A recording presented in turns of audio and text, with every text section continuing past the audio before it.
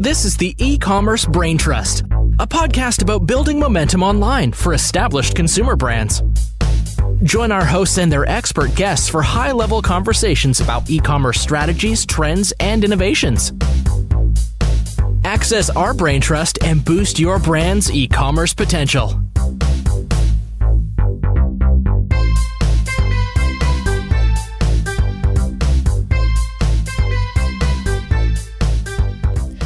Welcome back to the Ecommerce Braintrust podcast. I'm Kiri Masters from Bobsled Marketing.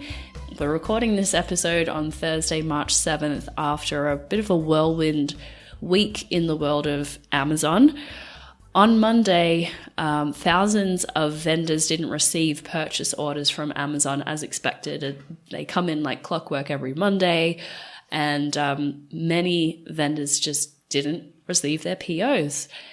And so this is the latest incident in a longer trend of Amazon seemingly wanting to separate out really high volume strategic vendors from the rest, and seemingly and reportedly wanting to align both their vendor and seller central platforms. So at this point in the week on Thursday, probably most people who are listening to this episode and interested in finding out more already know broadly what happened. But just to recap, a couple of months ago, Amazon reached out to a small handful of vendors and said, we don't want you selling on Seller Central. We want you to make your products only available through Vendor Central.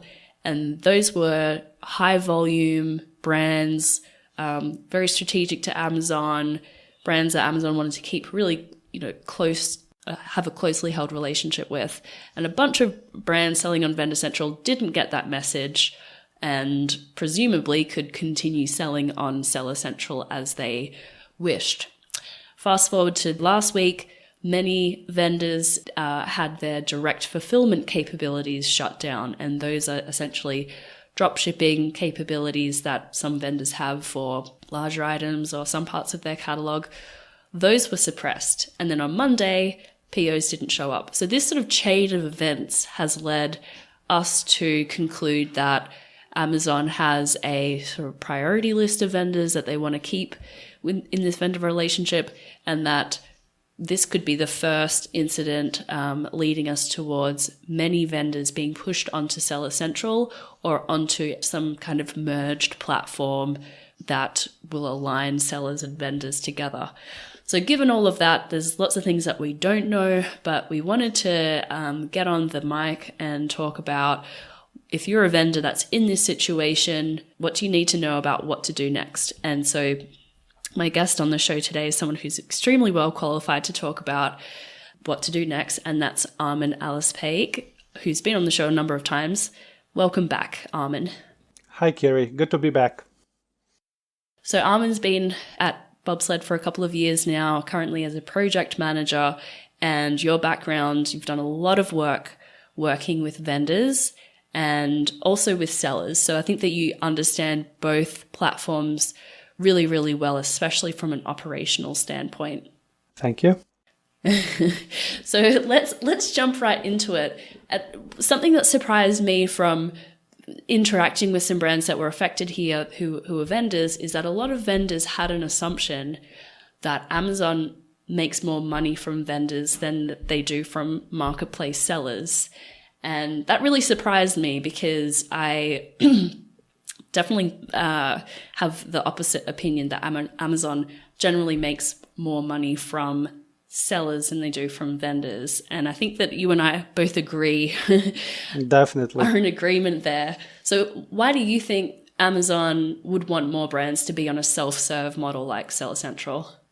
Yeah, I think it all comes down to profitability. So for example, in Vendor Central, more manpower is needed from Amazon. For example, customer service is solely handled by Amazon's reps when you are a vendor. Vendor support has more work with vendors because Seller Central in its nature is self-serve platform where the sellers are able to change things themselves. Vendors also have this capability, but it's limited, not as broad as in Seller Central. And then there's vendor managers who are assigned people to certain vendors and representing them on Amazon, while in Seller Central these are not available. Then we have Seller Central's all centralized customer service. It's just one team handling all the tickets for everything, whereas for Vendor Central you have more senior, more expensive people overseeing a relationship. Yeah, exactly.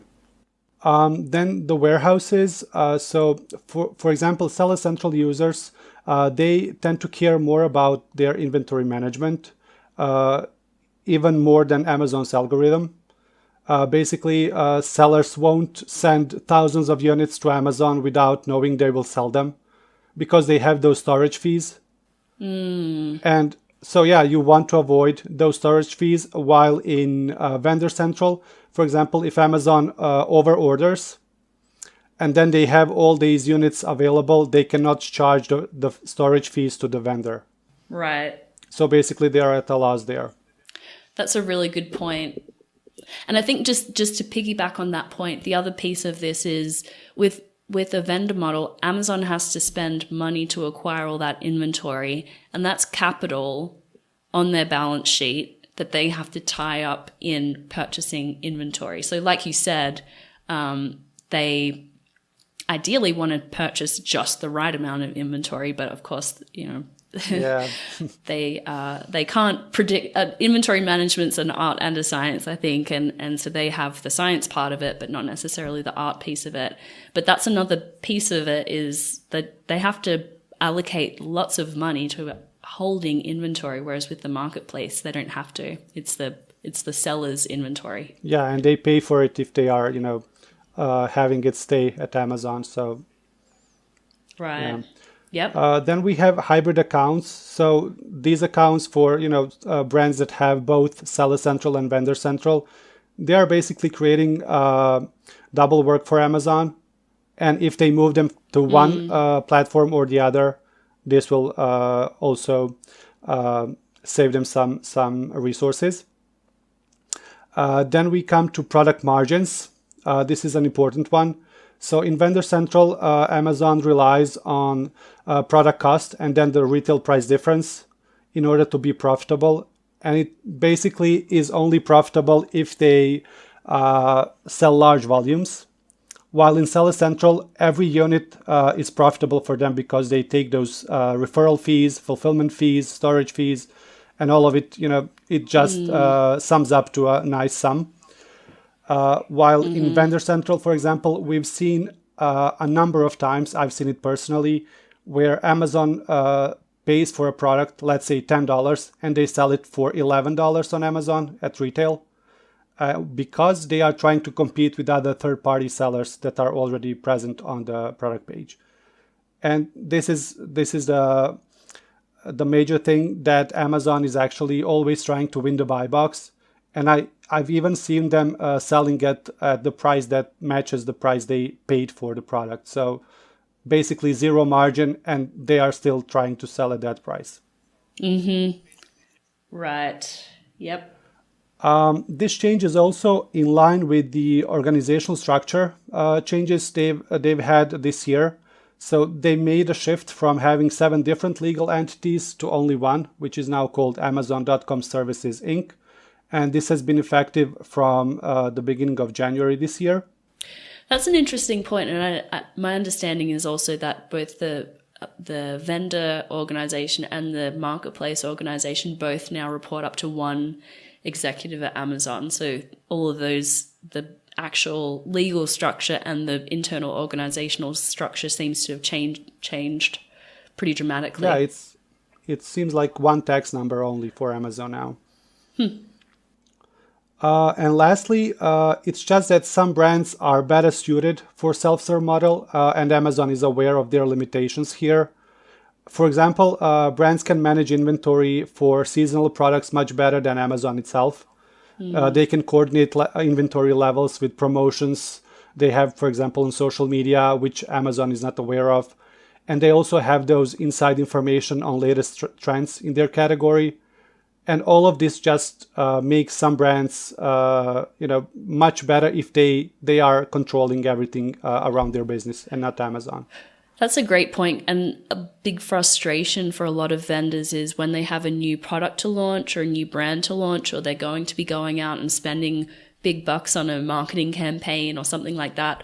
They couldn't get Amazon to place POs, larger POs or POs for new products, because Amazon's PO system's pretty much all based on algorithms and what's sold well in the past. And we think that we're going to sell this much next month. And like you said, they just don't have the information of trends and new products and things like that. Good point. Okay, so I want to just to make sure that people know where we're going with this conversation. We're going to talk about some of the major differences between Vendor Central and Seller Central from a operational standpoint, because you can't just suddenly switch from one to the other. There are very different models, and we're going to wrap up this episode with what are the steps required to set up a Seller Central account, because ultimately that's what we believe is the most prudent thing to do to prepare for a big change. Doesn't mean that you have to shift all your inventory from one platform to the other overnight, but I think what all these changes that you've just described as well organizationally tell us that there is going to be some larger change here around how Amazon approaches suppliers on the platform. So let's get started with the major differences between Vendor Central and Seller Central.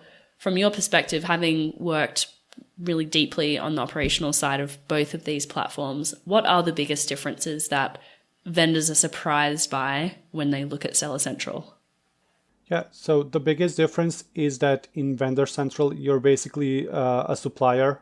You sell inventory to Amazon and they own it. While in Seller Central, you ship as much inventory as you feel is right, and you still own it, even though if it's at Amazon's warehouse. This is the major difference. Then related to this one, so in Amazon Vendor Central, you are dependent on Amazon issuing those purchase orders in order for you to have healthy inventory levels and sell on Amazon. While in Seller Central, you are the one deciding on what to send and how much. Right. So that's a scary prospect for some brands to actually figure out to do inventory forecasting, right? Because Amazon used to do that for them.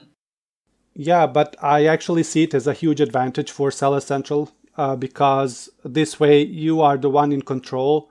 And as I previously mentioned, you have much better insights of, for example, promotions you'll be doing in future, and you can take these into consideration and have much better forecasting than Amazon does. Another major difference is price control. In Vendor Central, after you sell the product to Amazon, they are the ones deciding at which price this product sells at. While in Seller Central, you are the one deciding what the price actually is and what the customers pay for. That's a huge advantage. Yeah.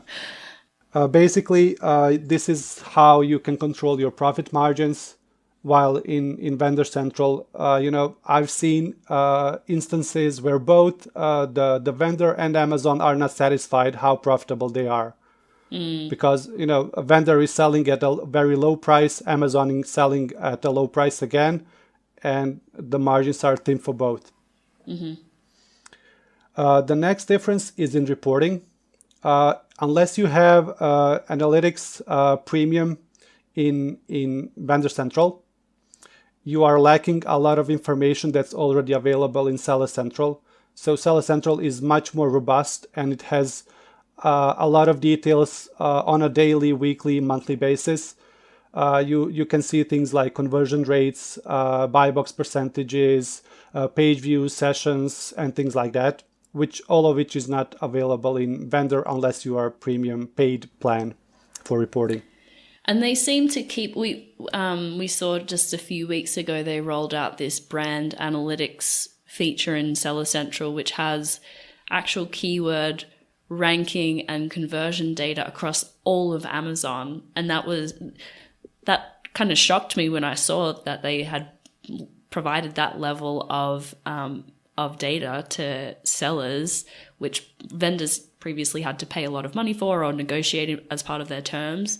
And we just see more and more of the reporting and the data being published on Seller Central and not on Vendor Central. So this is an ongoing trend. Yeah, it also happened with advertising. A lot of features from AMS were started being available recently in Seller Central.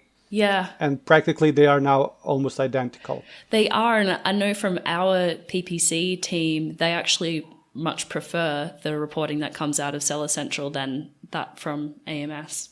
Yeah. The next major difference is in fee structure. So in Vendor Central, fees vary based on signed vendor agreement. And these cover things like general business fees, where Amazon deducts fees for marketing, remittance, prepayment, and packaging. And these range from 4 to 10%.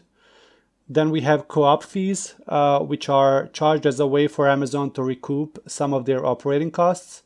And most vendors are required to pay market development fund fees, which are 13 to 22%, a freight allowance fee 2 to 5%, and also damage allowance 2 to 11%. And lastly, we have chargebacks. These can be charged to vendors for mislabeling, improper packaging, late arrival, late PO acceptance, etc. And sometimes fees are charged by accident and need to be contested, which can be a time-consuming process for vendors.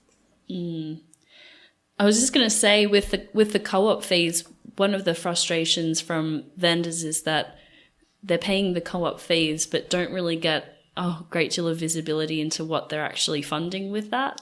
So by contrast, I know you're going to talk about Seller Central fees next, but there's more control in how you're actually spending that same money that you would on a freight allowance or with your advertising and marketing and things like that. Yeah, definitely. So in Seller Central, you have 3 basic fees, which are the referral fee, which depends on the category you sell in. Basically, Amazon will charge you a percentage of the sale you made. And for most categories, this is 15%. Then we have fulfillment fee, which depends on product size and weight. And for a standard size item, this is around $3 to $5 per item. And then we have monthly storage fees. For standard size items, these are 69 cents per cubic foot.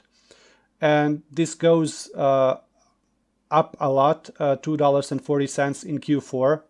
So Amazon's charged you this extra dollars during the busy days. And important to note here is that it's also much less for oversized items. So basically, the bigger the item, the less fees per cubic foot you get.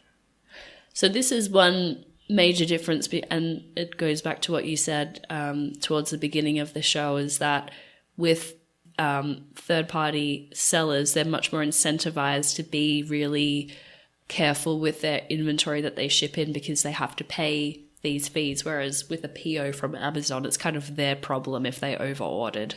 Yeah, exactly. Got it.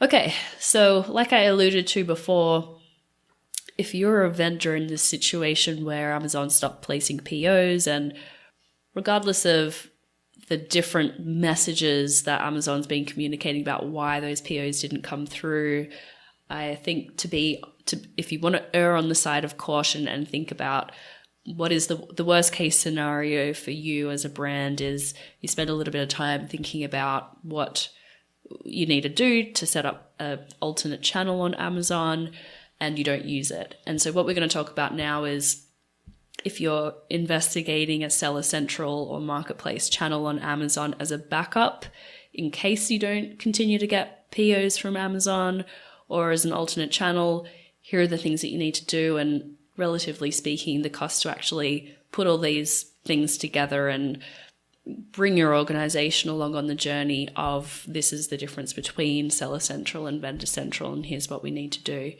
So let's dive into the to-do list of things that you need to actually just set up your Seller Central account. Yeah, the process is pretty simple. You just create a username using an email address. You create your account on Amazon, and then there are some things you need to provide in order to have the active account. So these things include a valid credit card. You need to have a bank account, a phone number, tax information. Also, during the setup of the account, you will complete an online W-9 form if you're a U.S. taxpayer, or W-8BEN as a non-U.S. taxpayer. And then things to have handy, and Amazon might ask from you, are copies of a passport, national ID, bank account statement, or credit card statement. And some things you want to do as soon as possible once your account is up and running is you want to apply for brand registry. Since this can take a week or two if you have all the documentation ready and the attorney of record gets back to you quickly with the verification code. And also, if in case that you have the trademark registered, that's the first requirement for having the brand registry at Amazon. Yeah. And the brand registry is really important for brands on Seller Central because it means that you can control the product content and you have access to different advertising tools and reports and things that if you're not a registered brand, you don't have access to. So got to jump on that as quickly as possible. Yeah, exactly. So it's pretty easy to get the actual Seller Central account set up. You might need someone to sign off on the tax side of things from within your company, but that's all easy enough to get set up and in theory be able to start using that channel. A couple of other things that we've seen sort of slow down this process and slow down the initial decision and then the ongoing setup of a Seller Central channel. One is sales tax implications. And as a vendor selling on a wholesale basis to Amazon, you don't have to think about sales tax. That's something that Amazon handles because they take receipt of your inventory. It's their inventory. They are responsible for collecting and remitting sales tax. As a third-party marketplace seller, you still own that inventory once it gets to Amazon, and Amazon is storing it for you until a customer buys it, and then they're shipping it to them, and then they're paying you as a marketplace seller for that purchase. You are responsible, if you're using FBA, for collecting and remitting sales tax in your sales tax nexuses. And this conversation, we don't have time to get into all the nuts and bolts today. This is a very gray area still for many brands who might have one or several headquarters, one or several warehouses, and then your tax advisor will look at Amazon's network of fulfillment centers, and they're in pretty much every state in the country, and their opinion might be, well, now we have to collect and file sales taxes in every state. And that's not something that we get into on this podcast or as a company about what your tax situation is or how to treat it. We will link up in the show notes to some resources that we have on the topic. There's certainly software that can help make the process easier, but this can be a very big decision for a company to look at the sales tax implications of using FBA. So I want to make it clear that this is something that you will probably need to spend some time thinking about. Another thing, Armin, that we've helped some clients with is figuring out what the fee impact is going to be moving from one channel to the other. So you mentioned, broadly speaking, what the fees are for FBA, the fulfillment fees and the referral fee that Amazon takes.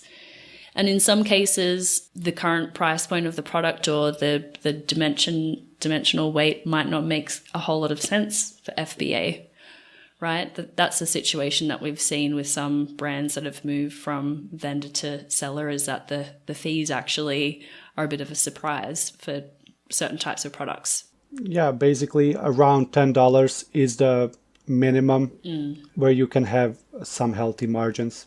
Right, because of the fixed costs of fulfillment. Yeah, exactly. Okay. And could you talk us through also the operational requirements that are different for sellers that you don't really have to think about as a vendor? Yeah, when you're a seller and selling on Seller Central, there are some things that are different from Vendor Central when it comes to operational requirements, and these include seller feedback. So customers are able to rate you as a seller and your services, and if you have a poor rating, this can affect your sales and overall Amazon standing of the account. So this is something to be careful about, and this needs to be checked on a daily basis. Another thing you get when you have Seller Central account is that you're able to solicit for reviews, product reviews. We use different tools for this, but there are a lot of options you can use. Basically, you can set a automated post-purchase email that says, did you like a product? Do you have any issues? Would you leave a review? And in Vendor Central, you don't have this option. Amazon occasionally sends these emails on their own. Another thing to check in Seller Central is the account health. This is similar to what vendors have with the operational overview of the metrics. But in Seller Central, for example, you have visibility of your order defect rate and also A to Z claims. So these need to be checked also on a daily basis because these can affect your account in very negative ways if there are issues. And then also you want to check performance notifications as well. These can have things like suspended products. For example, if a product has too many returns, Amazon will notify you and tell you, okay, this product has issues, please address them. And you will find this under the performance notifications in Seller Central. So is it fair to conclude that there is more operational overhead required of a brand on Seller Central than on Vendor Central? Generally, yes. You need to be checking things sort of daily in your account as opposed to checking your POs weekly. Yeah, there are accounts that never have issues, and you check them just to find out that there's nothing happening. But you can never run the risk of something happening and you miss it out. Right. So it's very important to check the account. It can take, I don't know, a few minutes only if the account is in good standing to check all of the notifications. Great. Well, thank you for walking us through all the differences and next steps there. As I said, this is an evolving story. There's been no official response from Amazon about why the PO stopped. There's been lots of different responses from the support team and internal people at Amazon who've sent some speculation out there about this being part of a bigger initiative. Our message at this time is better to be safe than sorry, and to set up a backup Seller Central channel, start investigating what that means, and be ready to make a switch if you need to. So we'll leave it there. We're going to have pretty detailed show notes for this episode, pointing out to various resources around things that we've mentioned, like sales tax implications, more information about those operational requirements that Armin just talked through just now. And you can find the show notes at ecommercebraintrust.com. And if you're looking at this incident and the Seller Central onboarding process and you know that you will need some help with it, certainly feel free to reach out to us at Bobsled Marketing. This is exactly what we do. We have project managers like Armin handling Seller Central and Vendor Central accounts all day, and certainly happy to talk through what this means for your company and how we might be able to help you with the transition. Thanks for coming back on the show, Armin. Thanks for having me, Kiri.